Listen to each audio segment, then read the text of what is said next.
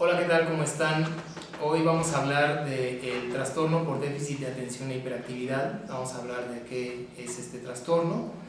Empezaremos por decir que este trastorno tiene una larga historia de ser consignado dentro de la literatura científica médica. Desde 1863 se mencionó por primera ocasión, aunque se le nombraba de otra manera.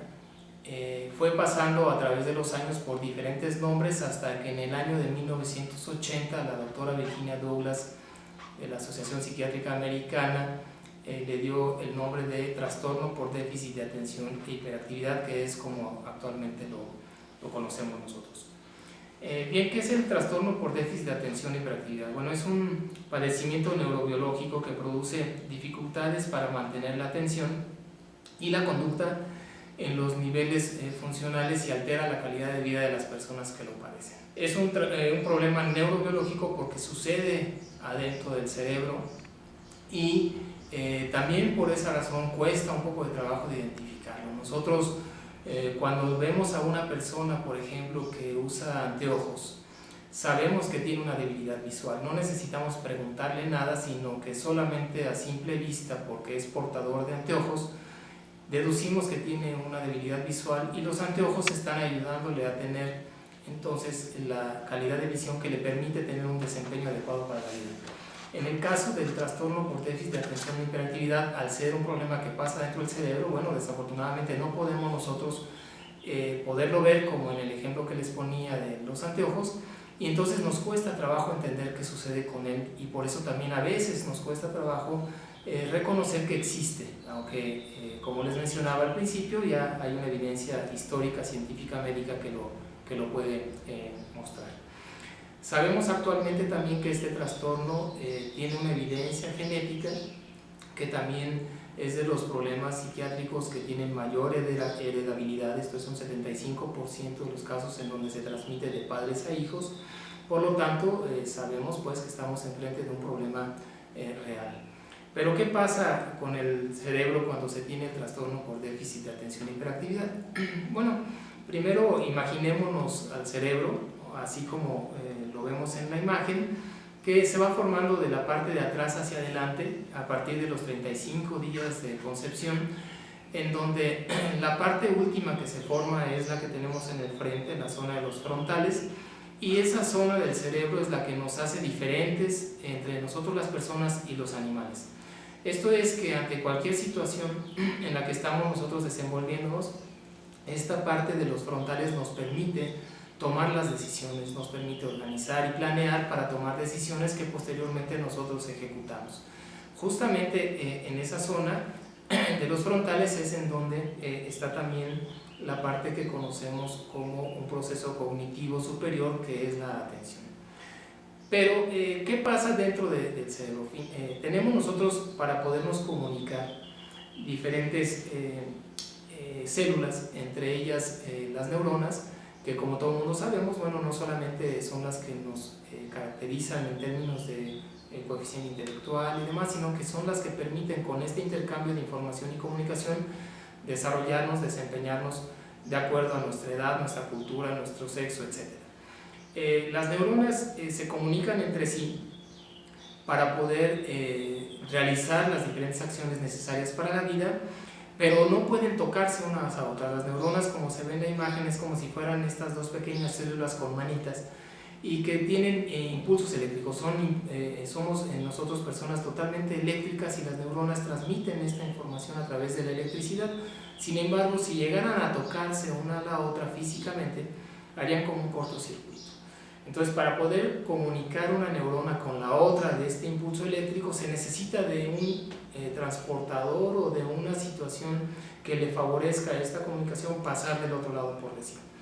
Este intercambio se hace gracias a los neurotransmisores, que son entonces sustancias químicas que permiten que la información eléctrica que viene de una neurona se convierte en una sustancia química, que es el neurotransmisor, que llega al otro lado y se vuelve a convertir en una sustancia, en un impulso eléctrico, que entonces permite la posibilidad de desarrollar la actividad, ¿no? Como ahorita, por ejemplo, que yo estoy hablando, que hay una cámara que me está filmando y que ustedes están conectados a través de una computadora y hay una conexión con la electricidad de su casa para poder ver la imagen que yo desde aquí estoy enviando para con ustedes. Todo esto se da de una manera invisible y sin embargo ustedes están ahorita escuchando mi voz, viendo la imagen y viendo las diapositivas que tienen también en la pantalla. Bueno, pues un poco con este ejemplo sucede dentro del cerebro, pero obviamente que el cerebro tiene una serie de tareas inmensas y además de acuerdo a lo que nosotros estamos necesitando en el momento.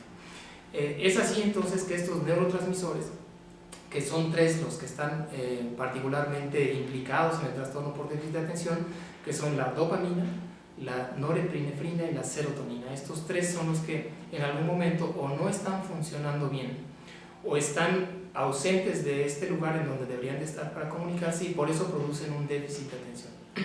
Y producen un déficit de atención porque, como yo les mencionaba, bueno, en la parte de los frontales tenemos este proceso cognitivo superior y la atención es a través de la cual el cerebro entiende y reconoce el mundo y además actúa en consecuencia con él. Entonces, este proceso mental de la atención es el que nos permite elegir un estímulo. Nosotros ahorita, por ejemplo, yo en el lugar en donde estoy tengo la cámara, tengo la computadora, hay gente afuera, hay una luz, hay sonido en la calle, la silla está fría, entonces hay diferentes estímulos que yo estoy recibiendo en este momento y mi cerebro los está codificando.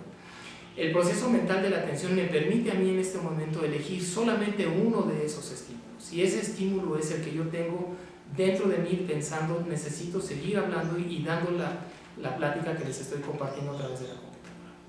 Este proceso mental de la atención entonces me permite elegir el estímulo que yo deseo, concentrarme en este estímulo, pero concentrarme el tiempo suficiente que me permita a mí desarrollar esta tarea que yo planeé, lo que organicé, además hacerlo de una manera adecuada y finalmente evaluar que lo que hice es correcto y se vuelve a repetir. Otro estímulo puede ser, por ejemplo, interno. Yo ahorita pudiera sentir algo de comezón en la nariz y hay algo que me dice hacia mi cerebro, tienes comezón en el labio y en la nariz. Entonces, si yo sostengo la concentración en ese estímulo que tengo, entonces la orden inmediata es me quiero rascar la nariz y me quiero rascar el labio porque quiero quitarme la sensación de comezón que tengo en este momento. Sin embargo, puedo decidir no hacerlo. Y esto lo logro gracias a la atención porque me permite frenar también cuando no es conveniente arrancar. Hay que dejar esto de lado porque no es el momento adecuado. Pero sin embargo, pudiera yo decir, bueno, tengo comezón y me rasco. La gente que tiene el problema del trastorno por déficit de atención, este proceso que yo acabo de hacer, de hablar del estímulo, de seleccionar si lo hago o no lo hago, normalmente pudiéramos decir que pasa de largo. Entonces, lo que hace es que tienes comezón, te rascas. Si hay un ruido, volteo. Si hay gente afuera, si distraigo, entonces yo tal vez ya no puedo tener hilación en la plática que estoy compartiendo con ustedes porque mi proceso mental fue corto en términos de concentración, fue víctima de otro nuevo estímulo que me resultó atractivo en el momento y en el cual entonces yo cambié. Entonces, el trastorno por déficit de atención y hiperactividad no quiere decir que los papás no quieren a sus hijos, no los atienden, las mamás no están al pendiente, no les dan de comer, no les dan cariño, no, nada que ver con estas situaciones. Tiene que ver más bien con este proceso mental que yo les estaba platicando que sucede dentro del cerebro. Este proceso mental de la atención es la base de las funciones ejecutivas. Las funciones ejecutivas son un conjunto de capacidades y procesos cognitivos que tenemos que hace que el pensamiento transforme las diferentes acciones necesarias para funcionar de una forma organizada, de una forma flexible y además que sea eficaz. Y además se encarga de adaptar al individuo al momento y a las situaciones en las que se está desenvolviendo.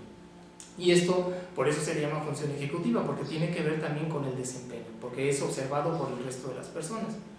Si un niño en la escuela está formado esperando su fila, ¿no? Lo que manda es que debe de tener orden en ese momento, silencio, a veces hasta se pide que se extienda la mano para tocar el hombro del compañero para mantener distancia, y hay una serie de reglas y protocolos que existen en todas las escuelas, por ejemplo, a la hora de la formación antes de entrar a un salón de clases. Todo esto que parece algo muy simple, para un niño que tiene el trastorno por déficit de atención e hiperactividad, que no tiene entonces un buen funcionamiento ejecutivo porque el proceso de la atención no está llevándose a cabo de la manera adecuada, entonces pudiera, en lugar de extender el brazo, más bien darle un golpe a la persona de enfrente. O pudiera querer estar brincando en el momento, pudiera estar cantando o salirse de la fila sencillamente porque tuvo ganas de ir al baño en el último momento en donde no debería de haber tenido esa conducta. Entonces, lo que nosotros vemos en sí, como veíamos en el caso de los anteojos de la persona con debilidad visual, bueno, lo que estamos viendo nosotros en el trastorno por déficit de atención son más bien conductas y desempeños. Conductas que se salen de lo común de todas las personas y desempeños que no son lo equiparado para la persona en la edad y en el grado escolar en el que van. Entonces, eso es una de las cosas que más le preocupan a los padres y que por eso es importante que lo reconozcamos. Las funciones ejecutivas son, pues, entonces, como el director de una orquesta. Nosotros, volviendo al ejemplo del cerebro, como se ve también en la imagen, podemos considerar que la parte del frente es donde está el director de orquesta. Y el director de orquesta recibe una partitura, y la partitura es donde está escrita la música que el director tiene que compartirla a los músicos para que puedan interpretarla. Entonces, el proceso de la atención viene a ser como la partitura, la que permite esta comunicación entre la música escrita y la ejecución de los músicos, pero necesitan un director, y este director es la función ejecutiva. Las funciones ejecutivas, entonces, mandan la orden al resto del cerebro para que pueda uno tener una actuación y un desempeño adecuado. Es como, volviendo al ejemplo, parafraseando, y como se ve también en la imagen, el director con un grupo de músicos en donde manda las órdenes para poder interpretar la música. Las personas que tienen el problema del trastorno por déficit de atención tienen una buena dotación de músicos, sus instrumentos están bien afinados, tienen la capacidad de poder ejecutar la música, sin embargo tienen un problema de comunicación entre el director y la orquesta. Por lo tanto, a la hora que empiezas a ver la ejecución, en lugar de escucharse música armónica y agradable, se empieza a escuchar ruido. Entonces, lo que quiero decir es que las personas que tienen el trastorno por déficit de atención y hiperactividad no tiene nada que ver con la inteligencia. La inteligencia puede ser tanta o tan poca como cualquier otra persona.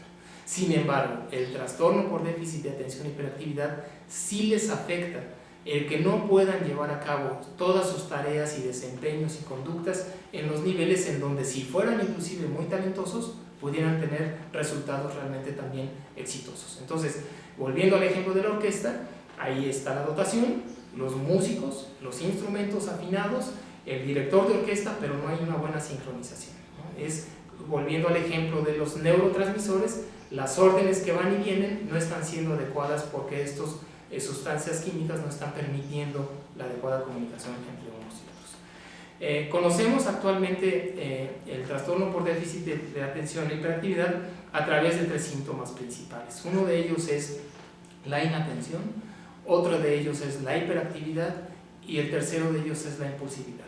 Los 3 síntomas están presentes a lo largo de la vida de las personas. La persona que nace con el trastorno por déficit de atención e hiperactividad va a crecer con él, va a vivir con él y va a morir con él. Sin embargo, cuando no son atendidos, normalmente el síntoma de inatención es el que se mantiene en el mismo nivel en toda la vida.